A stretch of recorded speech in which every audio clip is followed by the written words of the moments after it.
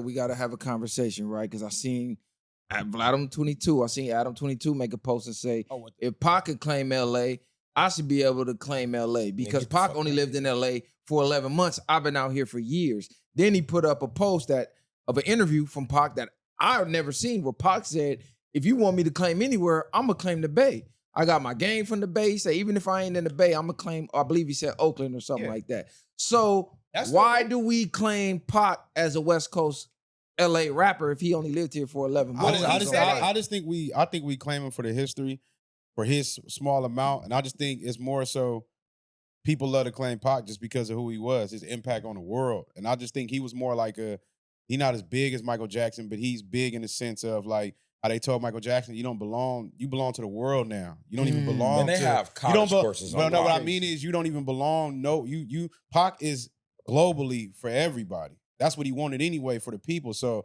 it ain't even no point even claiming him because if that's the case, Baltimore can claim him. If that's the case, New York can claim him. If that's the case, the Bay can claim him. He left doses and sprinkled himself everywhere that people had different things. The difference I say about LA and a lot of these other places is that yes, he was on the East Coast, but he wasn't Tupac when he was on the East Coast. Nah, nigga, he didn't become that star until he gravitated to the West. No, he was a nigga on the East Coast. He was Tupac. He was still Tupac. He didn't get big until he started fucking with Digital Underground and them. For sure. Then he started moving into spaces. Niggas wasn't his charismatic self, the person he became, like he said, the game he got from the Bay, all those things. We seen how he was talking in interviews before that. Nigga, he was talking like a straight feminine female. So let's not pretend like his love for the Bay. Yeah, so he got a lot of stuff. And the gangster thug, super thug, I'm not even saying the super thug, but what we love him for. The way he was popping in them interviews came from being on the West Coast. Yeah. None of that shit came from over there. Now, all that knowledge of self and stuff he got, even with being around the Panthers. Like, so a lot of that stuff is, I think that's the thing. And then you got to think, what was his last song? So I think people accepting that too. I think To Live and Die in LA might have been his last music video. That was. Actual video. And that was on the Machiavelli, yeah. But what I'm saying, the reason why he can be considered a West Coast artist, because his height of fame came out here. Let's just Quite be literally. Real. All Eyes on Me, Double Disc. That's like his He was the first double disc, correct? At that time. I think it is. Yeah. But what I'm saying is, that's like the height of his fucking music, and he was claiming M.O.B. Let's just be real. When he did Me Against the World, he was out here on the West Coast making that type of music, bro. So he was influenced by the West Coast. Once he came out here, Pac entered a whole new realm of musicianship that he wasn't doing before. Don't get me wrong, Brenda Had a Baby was dope. Even in the album, Are You Still Down, he explains the separation of the East Coast and West Coast. I forgot the name of the song, but it's on that, and that's a double disc album as well. It's called Are You Still Down? That's the album that got with the John B. Are you still run with me? That's on that album. Yeah. But nevertheless, though, he explains why the separation. But at the end of the day, I've heard niggas from New York say, look, bro, Pac is y'all.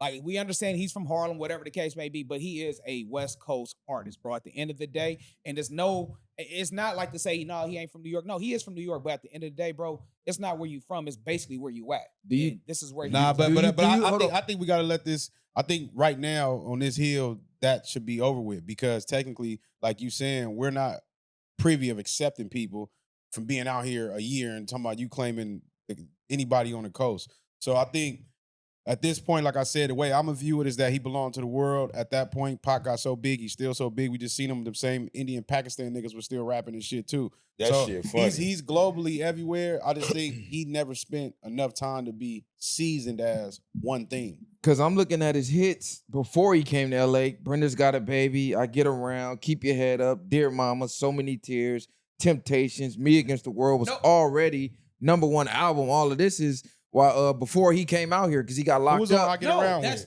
No, he got locked up. Remember, and then Suge came and got him, and that's when he Who was on that song? I want to. It was a I Get Around. Digital Underground and them niggas. And that's what I'm saying. That was I Get Around. Round. They was in the video. Satin on your panties and hooking. What's up, love? How you doing? So that dude, I Get Around is the Digital Underground niggas. Where did he meet them? Out here, right?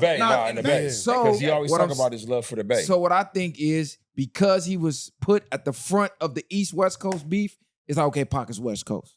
Because without that beef, I don't know if we really saying, oh, he a LA rapper, even with the To Live and Die in LA and all that shit. I don't think people even looked at him like he just an LA rapper. People just looked at him more so You got the West Coast people that claim him from the West Coast, and then you get because Bay Nah, niggas, back then they looked at him. Bay niggas probably never looked at that nigga like an LA rapper. Nah, I think back then for E40 sure. and them niggas didn't. E40 has said to himself, Pac got love. Like we love him in the Bay. We got love for him, but I think once he took that LA identity, the world looked at that nigga as LA. Exactly. I felt like he took it and ran with it because let's just be real, he embellished. Once he got on with Death Row, he was like, oh shit. How do you to the point? Snoop was like, nigga, if you think about everybody that came out, because you saying LA, then we might as well you could have just been saying Compton then. That's why I'm saying it's the whole. Let me say, I'm saying this is why I'm saying the coast looked at him in a certain way as if because they boxed LA in with everything else. But really a Compton nigga came and got the nigga. It wasn't even LA that came and got him. But for his whole world to fall apart, I think that's what branded him. He like, nigga, fuck everybody else. Nobody from East Coast came and got me.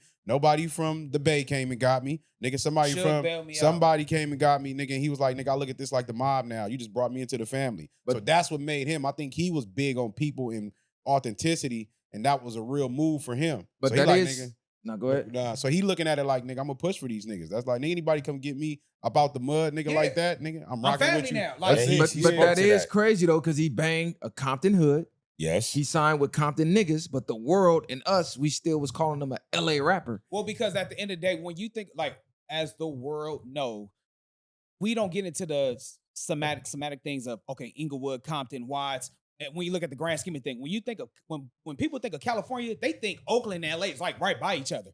It's the 8-hour drive from LA to Oakland. Like, what? It's like 4 to 5. It's more. I said 8 hours. It's more geographical because if somebody asks here where I'm from, I'm gonna tell you I'm from Insane Crip. But if you ask him from somewhere else, I'm gonna say I'm from Long Beach. Or if you don't know Long Beach, well, West Coast, LA. Yeah, that's what I'm saying. And that's just what I'm saying. I'm not saying he wasn't from a Compton hood or nothing like that. What I'm saying, when you say LA's more so. It just blankets it all. It blanks it. It covers all. That's what I'm saying. Whether Inglewood, Watts, Linwood, Southgate, whatever the case, it's just blanketed all. Because again, once you come out here, you don't know each section or each part of the city. Well, NWA, they said straight out of Compton. They made it be known Compton. Eazy-E made it be known Compton. Except for Q. Snoop made it be known Long Beach. Correct. I wonder why Pac didn't make it be known Compton. Like you was banging my power. I don't even necessarily say, to me, I never even looked at him like he was actually banging. I heard him say mob on tracks, but you know, the mob, the acronyms, money over bitches, a lot of different things that niggas was using it with. You hanging out with blood niggas or Paru niggas, and then you knew Crips too. So I never necessarily looked at him like even a gang. How old was you back then when he was running around? But looking at the history now.